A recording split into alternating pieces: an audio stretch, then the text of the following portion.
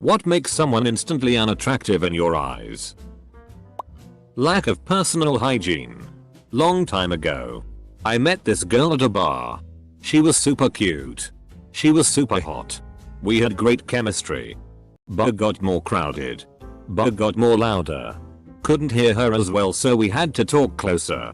She leaned in to talk closer and I smelled something awful. Awful. I tried to ignore it on account of she was super cute and she was super hot. The stench was still super strong. I pushed through because I am a man. I brought her back home. We kissed. I took off my clothes. She took off her clothes. Her vag reeked. Reeked. I tried to push through because I am a man. I could not. She reeked. I had to stop fooling around. I told her I had a tummy ache and I couldn't go on. She left my apartment. My sheets reeked. Too much posting on social and fishing for likes, compliments. I know a girl that posts a selfie every day. She's married with 3 children but just needs the validation from the internet for some reason. Sometimes she'll post her children, 2 are in their mid-teens, with 1 being 20, and say, "Look at how attractive my children are with their blue eyes and brown hair. Good genes y'all. My sons are so handsome. My daughter is so gorgeous. She looks just like me, doesn't she?" Double quote. It's sad. If social media was deleted, IDK how she would fare lol. Having a "you're either with me or against me" attitude.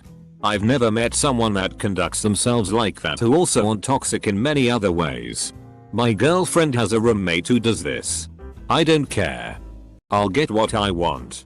So and so better do this or I'm not speaking to them. Emotional manipulation on the highest level. It's almost always a projection of their own insecurities. Talking badly about their friends behind their backs. I've been kind of struggling with this lately. I have a friend that is very sensitive. Like I once said Disney isn't my thing and she cried because, according to her, I implied her interests were immature. We get along great in other aspects of our lives. She can be a lot of fun. We've known each other for a long time. And our friend group is the same. But sometimes I find her to be a lot. Basically what happened with the Disney thing happens anytime you disagree with her and it's exhausting to deal with it, so I usually just don't say anything. We've been hanging out quite a bit as a friend group, socially distancing outside, and she's really getting on my nerves. After my so and I leave these hangouts I usually vent for an hour about her and honestly it helps. Although afterwards I always question, am I just being a gossipy monster shit talking my friend or is this an okay way to deal with these frustrations? Cigarettes. Exactly. I used to be against smoking because I thought it was a waste of money, dangerous, etc. As I got older I got less judgmental and realized people should be allowed to do what they want. But even the most respectful never smokes near me or in homes or cars and always throws their butts away. Smoker always smells absolutely disgusting to me. I've dated one smoker in my adult years and it was wretched. Didn't matter if she used perfume and brushed her teeth after, I could still smell it, and especially in her hair. I would sometimes literally gag after kissing her. Bad attitude. This one guy always stick in my head for this. I met him in a store while I was just browsing. And he came up and commented about something I was looking at, noting that he also liked it. So then we started chatting. I was totally open to it until he asked what my main interests were. What shows, movies I liked. And everything I said. He'd respond with "Hey, that's shit," and went on a rant about how awful my taste was. And how amazing this was and that he should educate me. But at the same time, he kept hitting on me. Like I was supposed to be impressed that he was shitting all over everything I liked and basically acting like some kind of real life tsundere asshole. It was so off-putting. Narcissism. It makes me want to slap the narcissist and then everyone who encourages it. I don't mind narcissism per se. As a therapist, I've met many warm, kind and funny narcissists. The hostile ones who are entitled and manipulative and consider themselves victims of their surroundings are the ones that annoy the shit out of me. They take themselves way too seriously. They think hating on everything makes them edgy or something. Yeah. I hate that one too.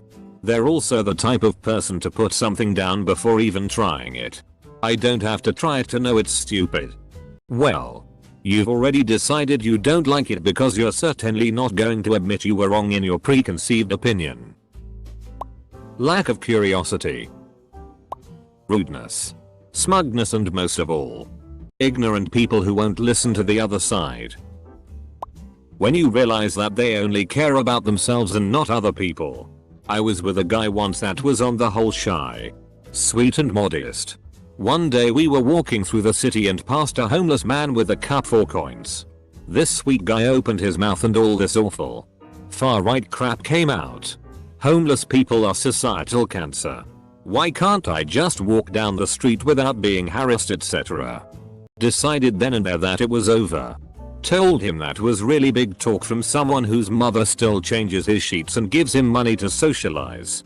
People who have no empathy for those less fortunate really rub me up the wrong way. Racism. This. Recently I thought this guy was quite attractive and then I learned his political views, which were very racist, and suddenly his physical appearance morphed into a piece of shit. So there was this woman I knew back in the day. I'd been around her for 3 years at that point. Had gotten turned down early in our friendship. But we kept hanging out and I always carried the torch and would have loved for her to change her mind. So one time she was driving us for a night out and she pulls into the parking lot right in front of the place downtown we were going. A very tiny lot that never has a spot open. I'm surprised about even bothering to try instead of parking in a deck a block away. But maybe she'd find a spot. As expected. The lot was full except a singular remaining handicap spot and she just parks on in it. She opens the glove compartment. Grabs what I find out was her uncle's handicap placard and hangs it and just gets out of the car. So that was how I no longer felt sad about being turned down by a big crush of mine back in the day. A lack of basic common courtesy. Selfish. Careless driving. Talking over people in conversations. Not respecting people's personal space. Being disruptive in public places. Being rude to strangers and service workers. Basically, I feel like the little things a person does like this says a lot more than the big stuff. Lots of people will act like very nice people when they realize everyone's watching. So I tend to look for how people act in these small, day-to-day decisions because it says a lot more about who they really are. I have seen a lot of people that will say the right things, or donate some money to a charity, or post kind things on social media. But then you hang out with them, and they cut people off in traffic while they talk on their phone. And they snap their fingers in the bartender's face to get their attention. And they point out people who look different and make fun of them. Those are the people you really have to look out for. And yes, I would say that's one of the most important things to look for when you're dating someone. Or considering dating someone. Especially since, if they like you, they're going to pretend they're much better than that. They won't treat you like that. At least not right away. But they'll get tired of the charade after a while. And you'll soon find yourself on the other side of their mistreatment. Someone putting on a facade. I'm very good at picking this up and it is super frustrating. Stop overreacting and trying too hard. Just be yourself. Be yourself. I totally agree with you. But I also sometimes have to check myself when I feel like accusing someone of doing this because I've found that occasionally, definitely not always, the facades are empaths and can't help but understand and reflect what's around them. I still try to get to know them as them. But I realized that sometimes who they are and how they relate to the world is by reflecting it back in understanding.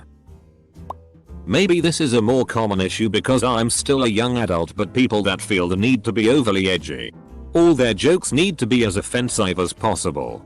Satan this, Satan that, etc. Don't get me wrong. A good dark humor joke or using taboo isn't a bad thing. But there's diminishing returns when you can't say I'm public is the norm. Where do you even go from there? There's no shock value when it becomes an expected response. Someone who is clearly looking to gossip from the moment you meet them. It seems like in every movie you get the person who moves to the small town, new school, new job. And they meet the person who is clearly going to be their sassy best friend. and they walk them around and give them all the lowdown on the sly about everyone around them. We are always supposed to see that as some kind of a camaraderie building scene. But if I were the lead in that movie, I would know to stay away from that person. The instant someone else new comes to town, you're going to be the one they are dishing all the info about. Self-pity, I can't abide it. One of the most destructive emotions to entertain. This. I work with a woman who is constantly wallowing in her own poor life choices while refusing to not make them, and it's begun to make me physically sick. She's on a short contract that ends next year but is refusing to find another job, vainly hoping that there might be another contact for her to go on to at our company. She keeps doing the "oh well, if I can't get another contact I'll end up unemployed." Oh no. You have half a year to find a job in a market that is very open and not really affected by the pandemic. Drunk person. I don't mind people drinking, but I can spot alcoholic from distance, and if person don't know any limits. I grew up with alcoholic parents and I hate it. My partner don't drink at all and I get drunk maybe once or twice a year. I don't mind drunk people, but I am annoyed by people who won't shut up about how much they've had to drink, or ones who only seem to talk about their drunken stories. I am someone who enjoys having drinks with my friends, but the conversation doesn't need to be all about alcohol. Complainers. Especially those that are always the visitman stirring up drama. I immediately separate myself from negative people. Smoking. Vaping. Blackout drinking. Lack of hygiene. Obesity. Never shuts up. Open mouth chewing. Compulsive buying, hoarding. Chronic irresponsibility. The list goes on. Wearing a mask under your nose. The one-upper. The person who feels like it's their duty to one-up you on everything you say. They slept even less. They had a worse headache. They had to wait longer or had to pay more. Whatever. They aren't really listening to what you have to say. They just can't wait to tell you how much more their experience was. Smelly armpits. There's truly not an excuse to smell bad when there are so many products and concoctions that help you to not smell bad. I just can't. My eyes get teary and the gag reflex starts to warm up. Yeah, I know what you mean. My roommate is an example of this. She bathes twice a day. Changes her clothes every time she comes back to the dorm from outside and also before going to bed. Yet she has a really bad stinky armpit problem. And the worst part is she doesn't take any efforts to put on deodorants or something. Maybe because she thinks it's no bother or she simply doesn't care. I never had the guts to talk about this with her, but it hurts every time she borrows my clothes. The stench left on them after that is unbearable and it takes 3 rounds of heavy duty laundry to remove it completely. When someone gives off the aura that they are entitled to my recognition. Those are people that I usually just completely ignore. Their reactions are the best. Because we're talking about people that just absolutely have to be seen, and it drives them insane when you act like they're non-existent. Being boring. Especially when you're trying desperately to start a conversation by bringing up multiple topics but all they give back is one-word answers like cool and okay. Lack of intelligence. I enjoy good conversation. I've found that some less sharp people are interesting in their own respects. They can even have a couple of cool hobbies or experiences. People who are smart and too sure of themselves and their ideas can be the most uninteresting people on the planet. No manners. First ever comment post. It may be weird, but one thing that always makes me see someone as unattractive is if their passion in life or goals in life are selfish. Like if they chose a certain career path just because of the money. I became a cook chef because I love to cook. To try new things. Learn about and experience the world and other cultures, peoples through food. I like to see others enjoy the things I've created. And I love the freedom and creativity that being a true and successful chef. Not the money. Shit. Being a chef. Let alone just a cook working his way up in the industry. You don't make much at all. The average yearly income of a chef here in the US is somewhere around $50,000. I think that pursuing a dream or passion because it truly interests you, makes you happy, helps others, and/or makes others happy is attractive. Not being the CEO of a Fortune 500 company because it pays 6-7 figures. A penis. Edit. I'm a guy. Edit. Do any smokers actually find other smokers more attractive? Assuming they're attractive already? As a smoker, who is currently trying to quit, I've always find non-smokers more attractive when they're already attractive. It stems from the fact that my only regret in life is that I started smoking. A lack of self-awareness. When someone has an image of who they are in their head which doesn't align with who they actually are, you end up with someone who is less of a person and more of a loose collection of character defects. Almost everyone is like this until they have their little emotional maturity moment that makes them self-aware. But as a teenager it's really fucking common to run into people who haven't matured yet. People like this are fine to be friends with. But any type of close friendship or especially a relationship is out of the picture. Bad character is unattractive. Being rude, arrogant, aggressive, unkind, ungrateful, deceitful, vain, selfish, lazy. Looks are secondary. Some people spend so much time and effort worrying about their body, hair, clothes etc. but should probably put more into being polite, humble, peaceful, grateful, honest, modest, generous and hardworking. If you develop the right qualities of character, that will shine through into real and lasting attractiveness. Obesity. Like. Not chubby but like. When they look like they swallowed one of those giant beach balls that get passed around at concerts or circus. Treating people in a shitty way. I don't care how hot you are or how well dressed. If you're an asshole for no reason then you're as ugly outside as you are on the inside. Anyone who supports Black Lives Matter. Consequently that defaults me to being a racist for some reason. Life hard.